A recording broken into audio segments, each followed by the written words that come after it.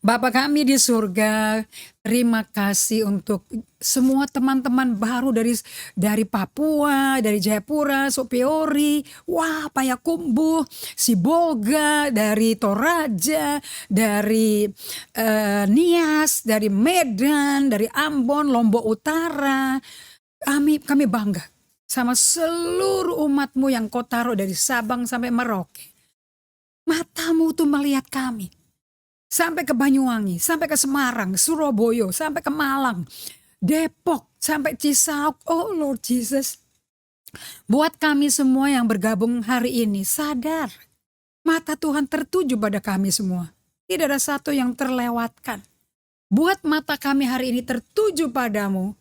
Melewati badai krisis apapun di tengah-tengah pandemi COVID ini. We will see Jesus. Dan pada waktu kami encounter you, kau akan transformasi kami. Dari glory ke glory, dari iman ke iman. Menjadi semakin dekat serupa Kristus. That's our goal. Kenapa kami lahir di bumi 2 kali, Tuhan. Engkau berikan kesempatan seperti kau berikan berkali-kali pada Yunus. Demi orang lain mengalami kasih-Mu yang tak terbendung dan tak pernah menyerah. Thank you Lord.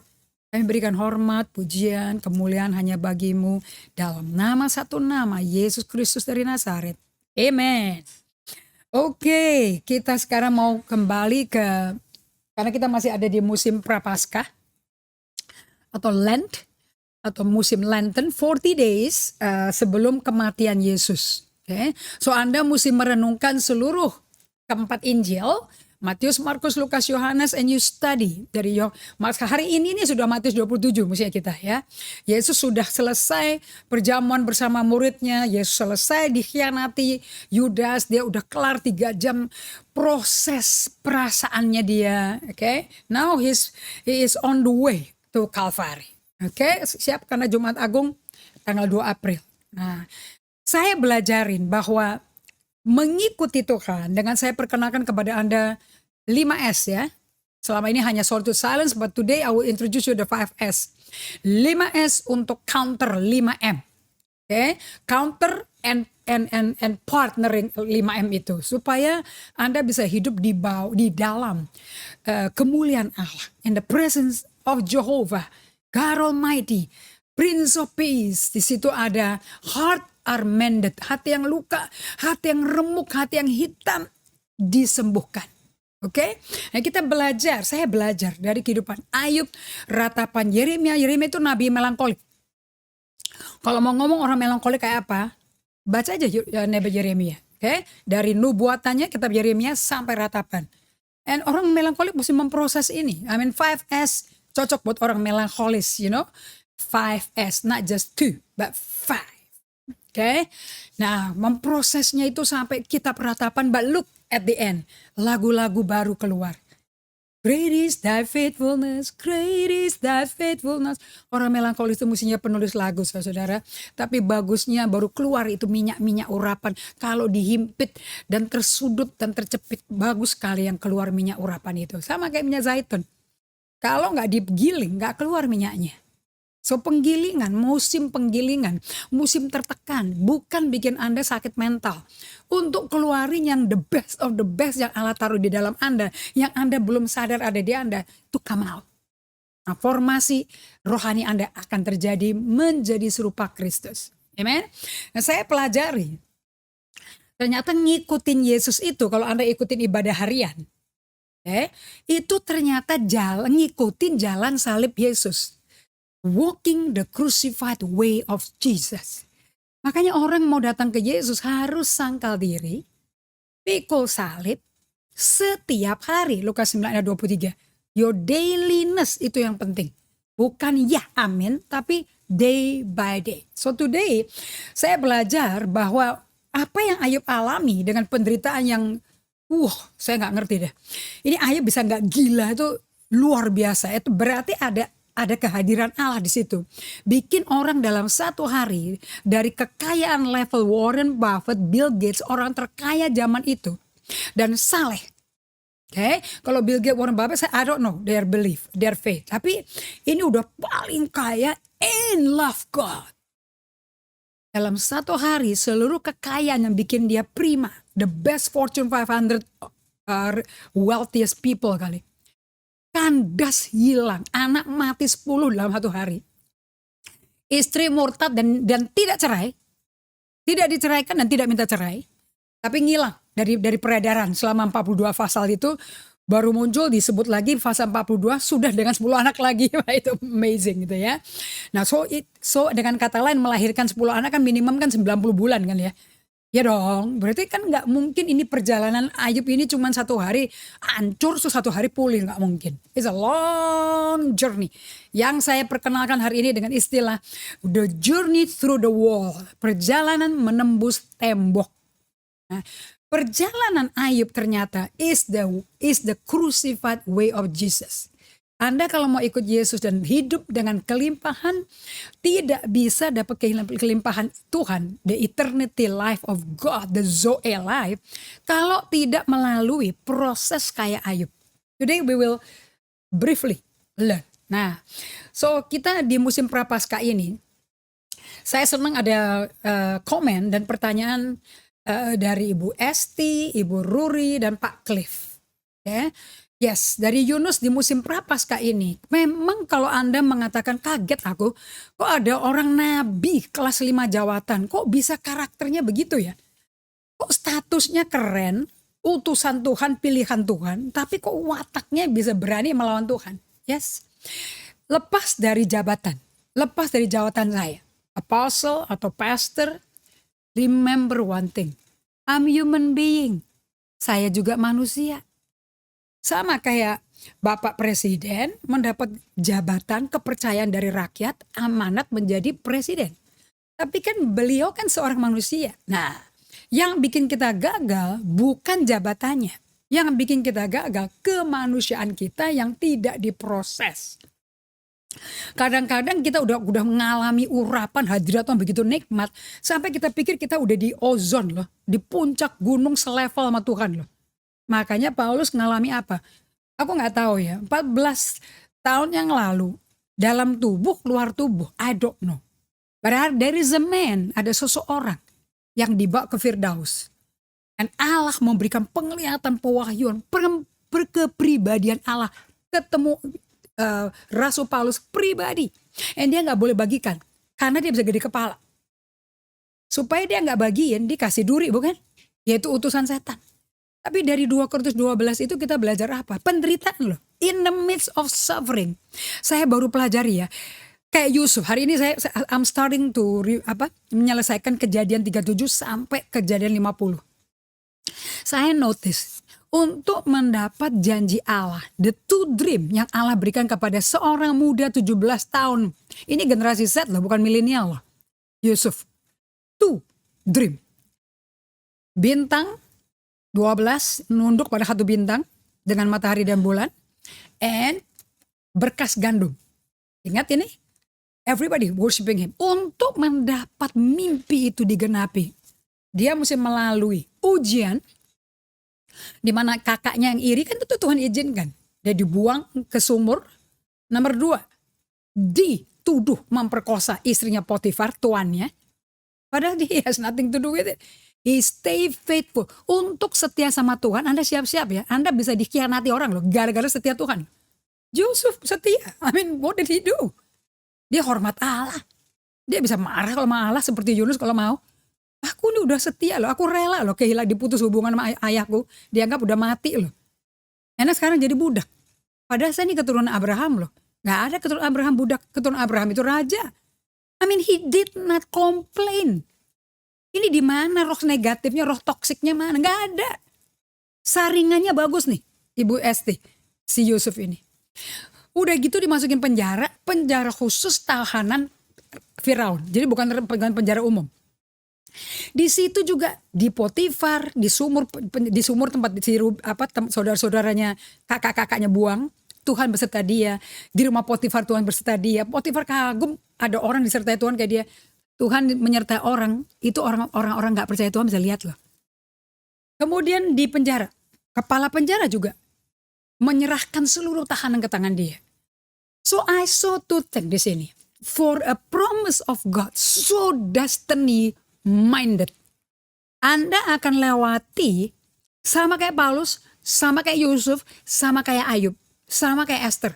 You will go through fire, you will go through trial. Trial, ujian, testing, and temptation.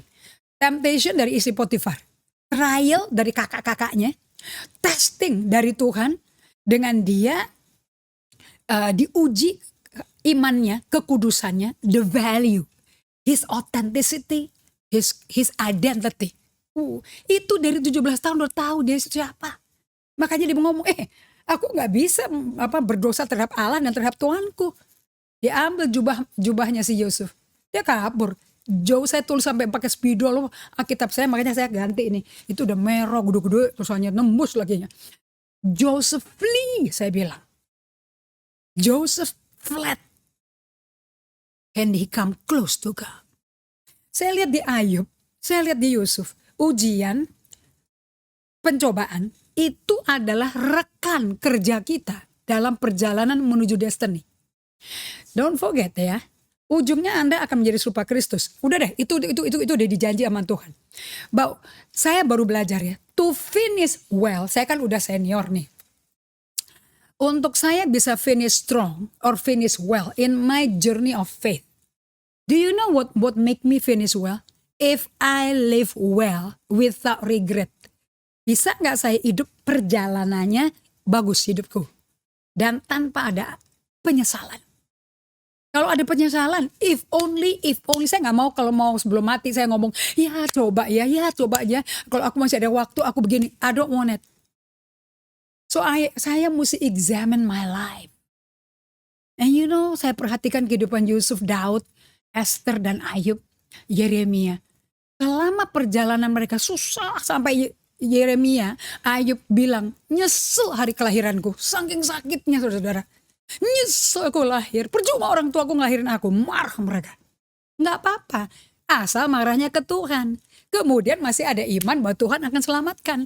Berapa kali Ayub ngomong, do you slay me, but you will give me a redeemer. Tuh, selalu dia integrasikan emotional depression sama iman. Never lose God. Saya belajar dari karakter-karakter yang luar biasa karakternya ini yang masuk ke the hall of faith, masuk ke daftar Ibrani 11. Mereka selalu mengintegrasikan jiwa, emosi yang sakit dengan iman pada Tuhan. Mereka pegang tuh tangan Tuhan, gak pernah lepas. Nah, untuk bisa hidup seperti itu, saya tanya sama Anda, jadi tolong dijawab dong. Apa kegunaan undangan Allah kepada semua anak-anaknya untuk ibadah harian? Ingat ya, terakhir hari Sabtu ya. Tuhan gak ngomong ibadah mingguan loh, ibadah harian, day by day. Lukas 9 ayat 23, Yesus berkata, barang siapa datang kepadaku harus pikul salib, sangkal diri setiap hari. Ayo coba buka di Lukas 9 ayat 23. Katanya kepada mereka, setiap orang termasuk ibu istri yang mau mengikut aku, ya harus menyangkal diri, memikul salibnya, coba dimerahin setiap hari dan mengikut aku. You cannot follow if you do not, kalau Anda nggak bisa ngikutin orang. If you do not curb, Anda nggak membekuk kehendak Anda, nafsu Anda, kemauan Anda. Ya kalau udah punya egonya itu, entitlement Anda itu, kalau itu nggak dibekuk, bagaimana Anda bisa menghormati ngikut kehendak orang lain? Mesti ada penguasaan diri dong. Nggak bisa dua kehendak itu balapan. Nggak bisa. One of it mesti subdued. Mesti succumb. Nah baru bisa ikut kehendak Allah. Nah, simple kan ya, hukum ini kan simple kan, Anda ngerti kan ya. Gak bisa two bull-headed will itu mau dikerjakan sama-sama ya, gak bisa. How can two walk together unless they agree? Bagaimana dua orang bisa berjalan bersama kalau gak sepakat? Gak bisa sepakat kalau gak satu kehendaknya tunduk. Oke, I agree dengan kehendak Allah, kita sabdu, kita punya kemauan, let's follow God. Nah untuk melakukan itu otot emosinya mesti dilatih kayak push up gitu loh. Anda gak bisa push up setahun sekali udah kepingin ada otot 3 di sini kan di lengan atas, terus perutnya ada six pack. Mungkin ada six slap bukan six pack kali ya. You know what I mean? You know slap itu flap, you know. Slap itu irisan-irisan gitu loh. Ibadah harian kita terdiri, saya perkenalkan 5S. Berapa S? 5. Tadi pertanyaan jawab ya. Kenapa Tuhan kasih ibadah harian versus ibadah mingguan? Nah gereja kasih ibadah mingguan. Sampai Anda pikir ke gereja itu hanya buat hiburan emosi Anda kan? No. Tuhan mengundang kita ke ibadah harian, bukan ibadah mingguan. The 5S yang Anda mesti lakukan tiap hari adalah solitude, artinya pergi ke tempat sunyi tanpa ada orang lain. Silence. Yang ketiga, stillness. Keempat, scripture readings. Yang kelima, sabat. Oke, nah tujuannya apa? So that you always reach out to God. Supaya kita otot emosinya kenceng, kokoh, udah flexingnya tuh udah normal, udah naturally arahnya ngejar Tuhan. Arahnya menjangkau Tuhan. In any situation, saya mau bisa reflect menjangkau Tuhan. Saya nggak akan ke kiri, ke kanan, drifting. You know, I learn dari Tuan Peter Tanchi, dia ngomong seperti ini. Kita pernah ngomong ya mengenai drifting. Ternyata dia belajar dari hukum pesawat terbang. Namanya 1 degree 60 mile. Artinya begini. Untuk setiap, nggak ada pilot bisa terbang kecuali dia submit dulu rutenya dia. Rute mesti dikasih. Supaya, karena saya baru tahu, kalau Anda pergi ke Amerika jujur ya, saya tuh baru lihat tuh kalau saya masuk ke Los Angeles. Itu kan tiba dari Asia tuh kan pas sudah mau sore. Jadi matahari udah mulai terbenam gitu loh. Jadi kan lampu-lampu kecil-kecil di udara kelihatan kan. Itu namanya pesawat melintang di atasnya yang terbang lebih rendah, terbang setara, terbang di atasnya. Itu sibuk loh lalu lintas di udara. Persis kayak traffic di bumi, itu ada di udara, makanya perlu tower. Dan setiap tower yang dilewati mesti kasih tahu pesawat nomor ini namanya apa, akan lewat jam berapa. Sehingga pesawat yang lain akan lewat itu mereka udah mapping semua. Jadi gak bisa tabrakan. Isn't amazing? Nah dikatakan begini, kalau untuk 1 mil, kalau 1 degree, Anda melenceng dari peta yang Anda udah submit ke tower, Anda akan melenceng 1 mile. Can you imagine kalau Anda melenceng 2 degree, you are melenceng berapa mile? 2 mile. By the time Anda melenceng 10 derajat, you already 10 mil away from your destination. Nah ini ternyata hukum daripada pilot. Every pilot knows this. Bagaimana dengan hidup Anda? Do you know saya belajar dari Tuhan, kenapa kok dikasih 5S begini? Why are we learning to reach out to God? Dan kenapa Lukas 9 ayat 23 yang saya bacakan tadi, Anda lingkari ya kata setiap hari. Why is it day to day? Listen to me. If you do not examine your life, kalau Anda nggak menguji hidupmu tiap hari, Anda melenceng 1 derajat, Anda nggak tahu loh. And then you already melenceng untuk 1 degree kan sama dengan 1 mile atau 6 mile kalau nggak salah ya. Bayangin Anda mestinya mendarat di Sapori ya di Papua. Anda mendaratnya di mana tadi? Bisa ke Darwin loh. Absolutely dan Anda punya pesawat bensinnya nggak cukup, bisa mati nggak semua itu, right? Nah kalau nggak day to day kita latihannya, we do not examine our life. By coming to Jesus, sangkal diri, pikul salib, solitude silence ini, kehidupan kayak gini. Ini adalah praktek terjemahan dari kehidupan, rohani, sangkal diri, pikul salib, tiap hari datang ke Tuhan. Nah ini, you know, saya banyak buku ya hari ini ya. Saya perkenalkan buku Joseph Mater. And I print out. Dia punya blog. Judulnya 7 Characteristic Needed for True Spiritual Formation. There you go. Okay. 7 Characteristic for True Spiritual Formation. And I have the book. Jemaat kami yang terkasih memberi ini, bantu saya beli. The Jesus Principle. Aduh, ini adalah guideline how to live spiritually sampai you finish well, sampai menjadi mentor, menghasilkan mentee, effective way to help mature Christ followers, menolong orang bisa, saya berdoa saya menolong Anda menjadi mature. Okay, these are chapters. Bagaimana Anda actually go one by one every day. Nah, di dalam pengajaran ini, tapi kalau ada sedikit gangguan-gangguan internet, Anda bisa maafkan ya. Karena dunia ini memang banyak lalu lintas di udara itu, saudara-saudara. Oke, dan saya belajar from every book. Dari Peter Scazzero, Joseph Matera, Dallas Willard, semua ngajarin lead like Jesus, Ken Blanchard. Itu diajarin bagaimana Anda mengenal identitasmu. And identitasmu itu hanya dapat tercapai kalau Anda satu, mengizinkan Allah bekerja dalam hidupmu. Ibu Irene dari Tanjung Pinang, Bintan, catat ini. Allow God to work in your life. Ingat ya, tidak ada janji Tuhan digenapi tanpa Anda melalui testing and trial and temptation. Makanya Yakobus 1 ayat 2-3 berkata, anggaplah suatu kebahagiaan kalau engkau jatuh dalam berbagai pencobaan. Karena Paulus berkata apa? 2 Korintus 12 ayat 9-10. Karena waktu aku lemah, gak kuat, gak tahan, kasih karunia Tuhan sempurna. Correct? Alright.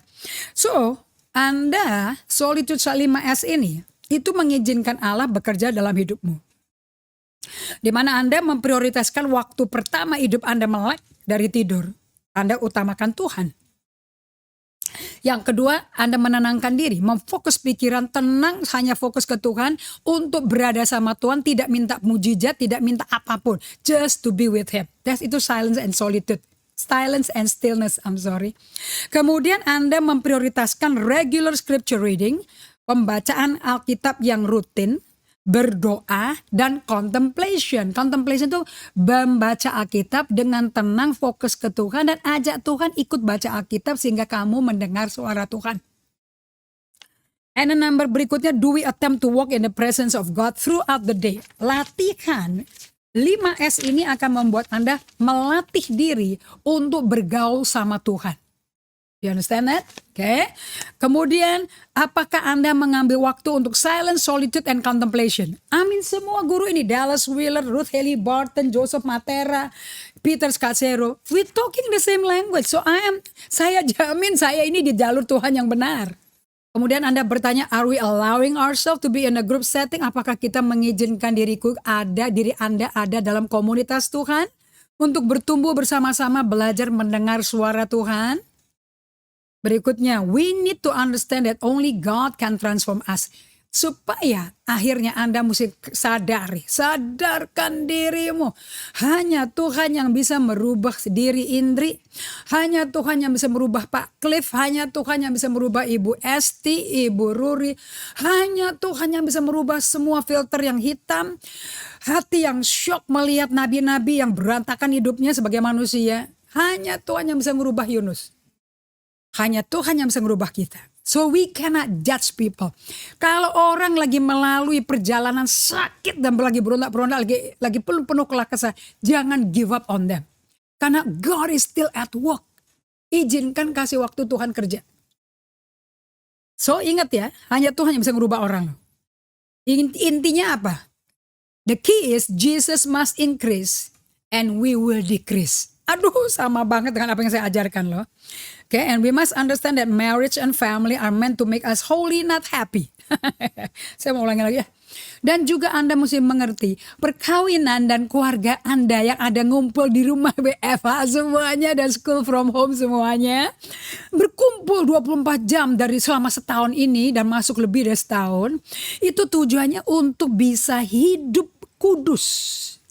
Bukan hidup happy-happy, okay? Happy ye, biar anak kecil aja yang nyanyi ya. Marriage is one of the primary vehicles that crucify the flesh. Welcome to marriage, welcome to family of faith. Because family diberikan untuk, saya pakai istilah saya waktu saya di Sanger ya. Daging disate, otak dikare. Tinggal rohnya yang berjalan dalam Tuhan. Marriage is for crucifying the flesh, and marriage only gets more intense after the children are born and growing up. Oh, I love this article dari Joseph Matera. Okay. And in the book, dia belajarin semuanya nomor satu adalah the 5S ini. Everything. Okay. Alright. Kalau nggak ngerti, kepingin lebih banyak, then you come. Nah, lihat sekarang ini. Dailiness is mutlak. Itu self-examination. Lihat Matius 6 ayat 34. Sebab itu, kata Yesus, janganlah kamu khawatir akan hari besok. Karena hari besok mempunyai kesusahannya sendiri. Kesusahan sehari cukuplah untuk sehari.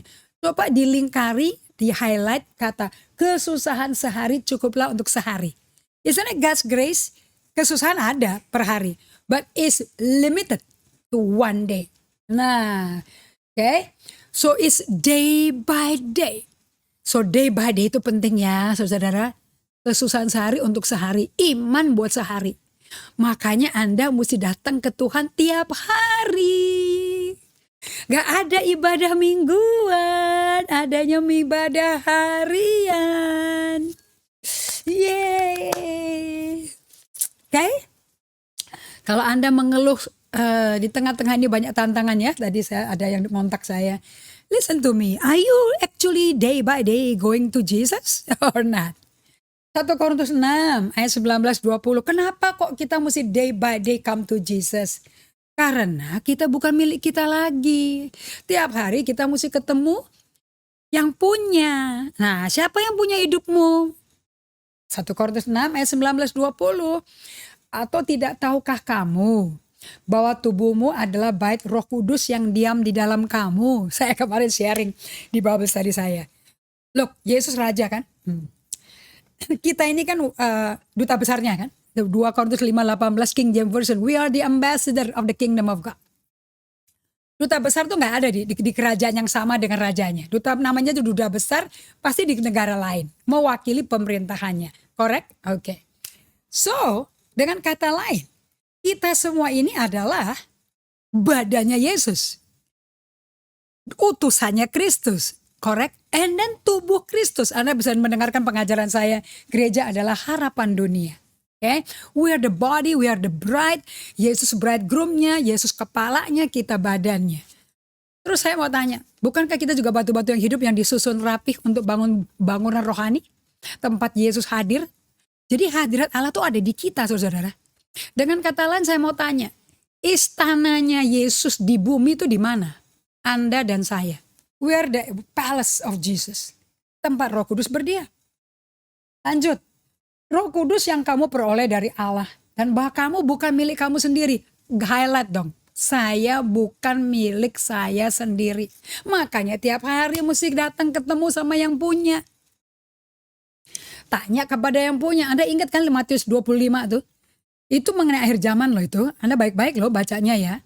Makanya orang dia pergi, rajanya pergi ke negara yang jauh sekali. Ditinggalkan hartanya dia kepada hamba-hambanya. Ada yang punya kemampuan 5 talenta, 2 talenta, 1 talenta. Remember that? 5 sama 2 are very responsible kepada their role. They know how to function in their role and they're responsible. Makanya dia datang kepada tuannya. Dan dari 5 talenta jadi 10. 2 jadi 4. And apa yang tuannya katakan? You are good, well done, good faithful servant. Saya kepingin dengar Yesus ngomong itu pada saya. That's finished well. Tapi ke yang 1 talenta. My God. Amazing 1 talenta itu. Udah gak ngapa-ngapain. He does nothing. Padahal dikasih talenta loh. But doing nothing. And lihat rajanya ngomong apa? Jahat kau. Kejam kau. And then dia nuduh rajanya kejam. Kok jahat, kok kejam. Tapi raja bilang kamu jahat kamu. Aku akan lempar kamu ke tempat di mana kertakan gigi ratapan seumur hidup ada terus. Apa itu? Neraka Ibu Indri? I don't know. Pokoknya aku gak mau ke situ. Orang kalau tahu kamu bukan milikmu lagi. Hidupmu itu adalah milik Allah. Jadi Anda kalau masih bisa hidup di badan ini, Anda tuh siapa sebetulnya? Steward, manajer hidup 24 jam, manajer waktumu, manajer badanmu, manajer tubuhmu, manajer jiwamu. Itu jiwa Anda diapain 24 jam per hari? Badan diapain? Waktumu tuh diapain 24 jam per hari. Be careful loh. Nah, sebab kamu telah dibeli dan harganya telah lunas dibayar. Karena itu muliakan Allah dengan tubuhmu. Loh kenapa kok disuruh muliakan Allah dengan tubuhmu? Ini kan sama dengan Roma 12 ayat 1. Paulus nangis merengek pada jemaat Roma. Please lah, please, please, please. Serahkan tubuhmu sebagai persembahan yang hidup. Itu ibadah sejati. Tuhan gak mau bangke. Tuhan mau tubuh yang hidup. Kenapa kok tubuhnya hidup mesti diserahkan tiap hari? Karena itu milik dia. Dan kita mesti muliakan dia. Do you know apa itu memuliakan Allah artinya apa? Prakteknya. Nah kita di babak tadi saya ketemu. Di Roma 3 ayat 23 kan dikatakan bahwa semua orang telah berbuat dosa. Dan hilang apa ibu-ibu, bapak-bapak sekalian? Kemuliaan Allah. Sekarang 1 Korintus 6 ayat 20 ngomong apa? Kalau tubuh ini dipersembahkan persembahan yang hidup tiap hari, berikan ke pemiliknya. Dan dia isi dengan hadiratnya, kemuliaannya. Akibatnya kita akan kalau tambah lama diisi kemuliaan Allah. Kita manusia lama, manusia dagingnya berkurang-kurang. Manusia yang dipermuliakan Allah bertumbuh-tumbuh. Yohanes 3 kan? Seperti Yohanes Pembaptis katakan. Lama-lama goal kita akan menjadi serupa Kristus. Bahkan Yesus datang kita udah hampir 3/4 serupa Kristus. Anda kalau fokus di sini, apa yang Anda pegang dibuat Tuhan berhasil. Terjadi pada Yusuf kok. Right? Nah lanjut. Lihat ini saya quote dari Aristoteles.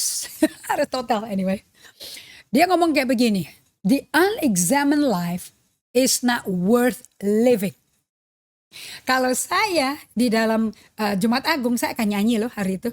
Because he live, I can face tomorrow.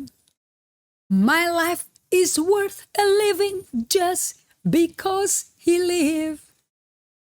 Hidup jadi berarti sebab Yesus hidup. Nah kalau ini lihat dong.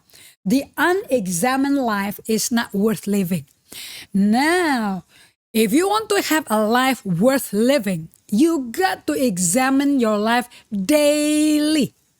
Day by day. If you want to come to me and follow me, Jesus says in Luke 9:23, come unto me. You can only do that by denying yourself, carry your cross daily. What's important is the dailiness. Not the once a week thing, not once event per event, not once program, church per program, daily. When you do that daily, you are actually doing examination of your life. Nah, kebanyakan bahasa Inggris ya, sorry ya. I would like to tell you, kenapa kok mesti tiap hari kita datang ke Tuhan? Kenapa mesti sangkal diri pikul sel tiap hari? Because we need to examine our life. Kita perlu menguji hidup kita. And saya belajar solitude silence itu, scripture and stillness and sabat. Paling efektif buat saya. I don't know about you. Tapi efektif buat Daud, efektif buat Esther, efektif buat Ayub, efektif buat Jeremiah, efektif buat Yesaya. Efektif buat Nehemia. Ini orang sukses di tengah penderitaan loh semuanya nih. Do you know why? Kita lebih efektif dan serius cari Tuhan when we are in hard time. Ini daging nih, suka holiday sendiri kalau udah enakan gitu. Maunya enak. Boleh dapat tapi jangan lama-lama Tuhan. Oh my God. Ayub berapa puluh tahun lamanya. Lama loh. Kalau istrinya bisa hamil 10 kali, gak mungkin dong. Lahir langsung hamil, gak mungkin dong. Jebol orangnya men. Pasti minimal ada stanza gitu. ada resting, ada gap. Right? Nah, itu ngelahirin 10 anak lagi udah minimum lah 10 tahun. Plus 35 fasa. Teriak Ayubnya dihakimi 3 temannya. It's a long journey, brother. Kehidupan Ayub itu kehidupan kita. But you know, if you examine your life di tengah-tengah penderitaan, you will come out like gold. Seperti emas yang dimurnikan. So udah bikin pola aja ya. Bahwa tidak ada janji Allah yang mulia dapat digenapi kayak kacang goreng gitu loh. You will go through trial. Makanya Yesaya 43 ayat 1-2 saya suka tuh. Some through the fire, some through the water. Some through the trial, but all through the blood. Yang penting lewat darah Yesus. Artinya apa? Kita lagi dibersihin dari dosa-dosa yang kita gak sadar. Daud aja Mazmur 19 ngomong, tolong aku. Ampuni aku dari dosa yang tidak kusadari aku lakukan. Jadi dia bisa hidup sehari-hari, bisa nggak sadar keceplos dosa loh. We're not perfect, kita masih pakai debu dosa. Day by day is mutlak. Mana hidup, dari mana saya tahu hidup itu perlu diuji. Tiap hari by us. Nah waktu kamu solitude silence, Anda diem, kan nggak ngomong apa-apa. Just being with God. Waduh, suara eksternal, suara internal, pikiran kesini, tangan udah gatel, kepingin ambil gadget, kita udah kayak bebek, begitu ya. Udah nggak tahan, gelisah terus, padahal cuma 2 menit, rasanya kayak 20 tahun, Kapan kelar, Anda akan dengar jiwamu kayak apa kotornya. Itu filternya bisa kelihatan, hitam apa enggak tuh. Banyak minyak kotor kental apa enggak tuh. Makanya suara Tuhan nggak kedengaran. Ya, lihat di 2 Korintus 5 ayat 9 sampai 10. Do we have a scripture yang ngajarin kita bahwa kita harus examine our life? You bet you. Oke. Ya, udah seumur saya mungkin saya perlu sadar diri, mesti menguji diriku sendiri. 2 Korintus 5 ayat 9 dan 10. Sebab itu juga kami berusaha. Baik kami diam dalam tubuh maupun kami diam di luar tubuh. Waktu masih pakai badan sama waktu udah mati. Supaya ambisi kami, kalau bahasa Inggris NIV Bible, my ambition is I want to live pleasing unto God. Apakah itu menjadi goal Anda every day? Kalau Anda nggak berani nanya ke dirimu, apakah today aku pleasing God? Hidupku berkenan kepadanya nggak? Day by day, nggak bisa ujungnya ujuk-ujuk langsung berkenan sama Tuhan. Tiba-tiba lamsam, jeduk, pasti nggak bisa. If your day by day, tiris-tiris ya.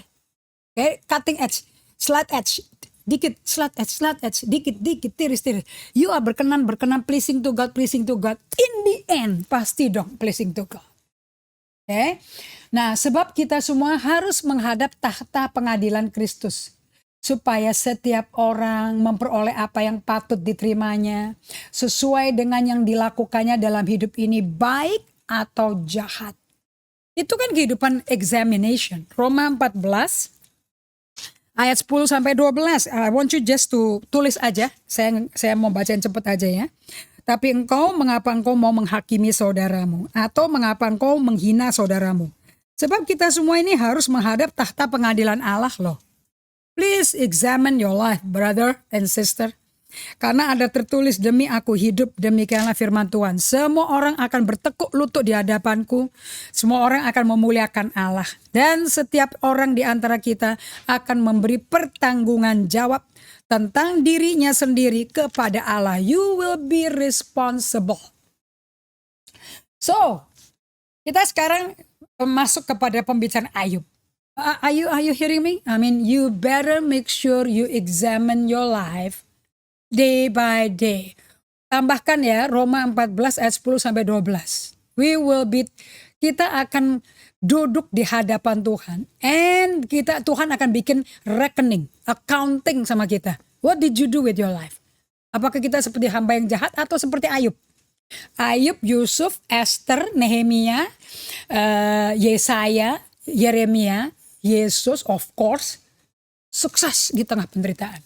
They examine their life, never deflect, nggak pernah mental 1 derajat pun, nggak mau. They stay on course, they stay on track di tengah ujian, pencobaan, godaan setan. Ayub, waktu dia memulai pembicaraan dengan iblis ya, di Ayub 1 ayat 7 sampai 12, waktu itu kita udah masuk kemari nih. Tuhan itu yang memulai conversation. By the way, apakah semua ujian itu dari setan? Apakah semua nasib buruk, pengalaman buruk yang kita lewati itu dari iblis? Not necessary.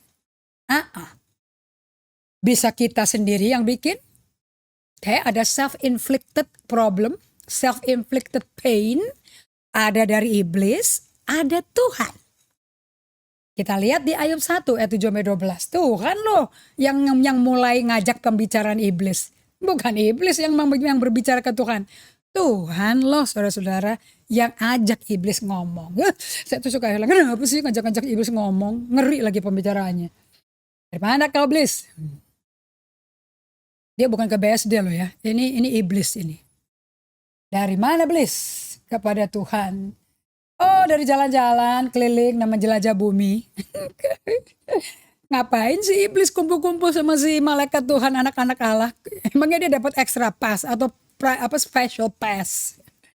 Lalu bertanyalah Tuhan kepada iblis, apakah engkau memperhatikan hambaku Ayub? Sebab tiada seorang pun di bumi seperti dia.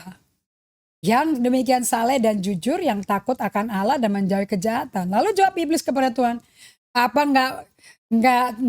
apakah tidak mendapat apa-apa si Ayub tuh takut akan Allah? Ayub nggak mungkin takut akan Allah tanpa engkau berkati dia deh. Jadi dipikir Allah itu tukang bayar, tukang sogok. Supaya orang sayang sama Tuhan disogokin, dikasih unta, dikasih kambing, domba, sapi, dikasih ternak, dikasih anak yang ganteng, cantik-cantik, kekayaan, properti, emas, perak. Enak aja. Ayat 10. Iblis ngomong, bukankah engkau yang membuat pagar sekeliling si Ayub dan rumahnya, serta segala yang dimilikinya? Apa yang dikerjakannya telah kau berkati kan? Apa yang demikian makin bertambah di negeri itu kan? Tapi ulurkan tanganmu deh, pasti dia kutuki kau. Ayat 12, maka firman Tuhan. Catat ya saudara, ayat 12 tolong di highlight. Jangan warna ungu, campur merah, campur biru, ya hitam nanti halamannya saudara. Kuning aja, kuning yang paling menyala gitu loh, kayak Scotch Light gitu loh. Kalau saking ngototnya, hati-hati Bu Esti ya, jangan macam-macam warnanya, nanti hilang ayatnya gitu loh. Maka firman Tuhan pada iblis, nah segala yang dipunyainya ada dalam kuasamu, hanya jangan kau mengulurkan tanganmu terhadap dirinya. Kemudian pergilah iblis, cepet dong dia bilang tuh, cepet. Okay, so we see here Allah mengizinkan untuk problem itu terjadi. Saya itu ada minta ditambahkan ayat Roma 8 ayat 28. Nah, kayaknya ini Anda ini paling happy nih kalau ada pendeta ngomong seperti ini ya. Roma 8 ayat 28. Nah, saya mau dalam waktu yang saya tambahnya dikit-dikit ya. Hari ini yang penting untuk tulang punggungmu itu solid stainless steel. Stainless. Bahasa Indonesia stainless. Aduh, gemes saya mau stainless steel kok stainless gitu ya. Supaya tukang punggungmu stainless, jangan spaghetti gitu loh ya. Memble gitu, slurping. Jangan kayak begitu. Solid man, solid. Solidify. Okay? Solidify your soul in the Lord. Mesti day by day. Okay? Lihat, ayat 28. Kita tahu sekarang bahwa Allah turut bekerja dalam segala sesuatu. Berarti melalui pencobaan, godaan, trial, ujian. Everything. God is with you. Kalau Anda 5S pasti tahu Allah beserta Anda lah. Untuk mendatangkan kebaikan. Tuh. Melalui segala hal kan bad and good dong. The good, the bad, and the ugly of life. Untuk mendatangkan kebaikan. Itu warnanya tuh merah boleh tuh kebaikan. Tuh. Bagi mereka satu syaratnya. Mengasihi dia. Anda kalau mengasihi Tuhan kayak Ayub, kayak Daud, di tengah 40 tahun dianiaya Saul, tetap datang ke Tuhan, gak pernah murtad. Kuncinya Daud itu gak pernah ninggalin Tuhan. Marah-marah emosi pun ke Tuhan. Biarinlah, memang ya kau izinkan orang jalan-jalan di atas kepalaku, nginjek-injek kepalaku. Aku dilempar ke jaring, aku kelilit jaring dan diinjek-injek di jaring. Tapi I will come out in the prosperous land. Aku akan keluar di tanah yang makmur. Baca dong pakai bahasa Inggrisnya. Anda mesti terbukti di tengah kesulitan itu cinta Tuhan. Yaitu bagi mereka yang terpanggil sesuai dengan rencananya. My God, saya mau conclude deh hari ini. Tuhan akan pakai whatever situation you are in. Good, bad time, good time, ugly time. Ugly time itu kayak Ayub gini. Untuk melakukan segala sesuatu membawa kebaikan bagi Anda. Nah saya mau tanya, kebaikannya itu eksternal apa internal? Yunus itu kena badai, kapalnya yang dia pakai untuk kabur ke Tarsis, sampai mau pecah loh kapalnya itu. Ya, orang kehilangan harta semua gara-gara dia pikir mau rinangin kapal, hilang harta tuh gara-gara Yunus. Dia tinggal tidur lagi, perasaannya tumpul. Kayak Efesus 4 katakan, jangan kembali ke hidup lama yang waktu perasaanmu tumpul. Itu tumpul. Kalau ikut bahasa dia sama saya nggak mungkin tumpul dong ya, diasah terus, dipertajam. Nah, sampai kena ikan besar, saudara-saudara, itu badai dan ikan besar yang nelen dia, yang bikin dia bertobat. Solitude silence-nya di perut ikan loh saudara. Kalau perlu Tuhan kirim ikan besar ke Anda. SS-nya di situ semuanya. Nah, asal selamat dong. Betul kan ya? Saya berdoa. Atau kandang babi sekalian. Itu a place of grace. Nah, insafnya kan di situ. Nah, jadi tempat penderitaan itu not bad, brother. Not bad. It's good. Karena Allah is with you. Kerjainnya di mana? Di hati Yunus. Membawa kebaikan in your heart. Ke Ayub juga begitu. Nah, sebagai penutup ya. Ayub itu sampai di tengah-tengah badai itu. Saya mau kasih kepada Anda. Lihat, dia tuh nubuat loh. Itu di pasal 8 nubuatannya. I remember this prophecy. Ayat 8 ayat 7. Though thy beginning is small, but thy latter end should greatly increase. Orang udah sengsara abis. Tinggal gundul dan borok tuh. Tulang mama kulit loh. Masih bisa ngomong kayak gini. Maka kedudukanku yang dahulu akan kelihatan hina. Tapi kedudukanku yang kemudian akan jadi sangat mulia. How? By allowing God to do work, internal work in your heart, in your soul. Spiritual transformation terjadi in your heart time. Dan pada dari hari ke hari Anda melakukan 5S. Anda akan keluar bertambah-tambah kemuliaan Allah. Makanya Ayub dong. Ketemu Tuhan. Kalau saya frozen jangan stres ya. Saya masih hidup loh. Ketemu Tuhan saudara-saudara. And guess what? Dia berkata apa? Aduh, selama ini aku hanya mendengar khotbah tentang Tuhan. But today, my eyes have seen the coming of the Lord. Dia lihat Tuhan hadir loh. Muka ke muka, aku cabut perkataanku. Aku hilangin semua perkataanku. Karena aku frozen, aku ngomong terus ya. Aku cabut perkataanku. Dan aku berkata, my eyes have seen the Lord. I see the Lord. Langsung dia bertobat, man. Isn't it amazing? And kehidupannya dia di ayat 42 lebih mulia dibandingin awal yang hina. So don't quit on yourself. Kalau lagi susah, lihat saudara seimanmu susah. Jangan hakimi. Jangan nyukurin orang. Jangan dicoba ditelaah diurai. Emangnya kamu fisolog gitu loh. Jangan Larry Crabb berkata, I think too much fisolog itu think too much. Makanya pusing sendiri. Don't worry. People bisa melewati badai apapun. God is with them. Pray God is doing the work. And mereka izinkan Tuhan kerja. Jangan datang ke Tuhan tiap hari. Oke, let's pray. Kita lanjut ya, hari Sabtu ya. Father, terima kasih. Sekalipun di internet ada pembekuan gambar Tuhan. Tapi firman-Mu gak pernah beku. Firman-Mu tetap bekerja. Dimanapun, karena suara pemberitaan ini ada di dunia maya. Ada di dunia alam roh. Dan firman yang keluar dari mulut ini, numpang pinjam suaraku. Itu dari Tuhan. Tidak kembali ke Tuhan sia-sia. Tapi bekerja dalam hati nurani setiap Bapak Ibu yang hadir. Teman-teman pembelajar Alkitab bersama saya. Mari kita tumbuh bersama. Menjadi serupa Kristus. Kemuliaan bagi Tuhan dalam nama Yesus. Amen. Kita mesti berpisah Ibu Diana. And everybody yang pamuyakan. I will answer you ya. Bye-bye. God bless you.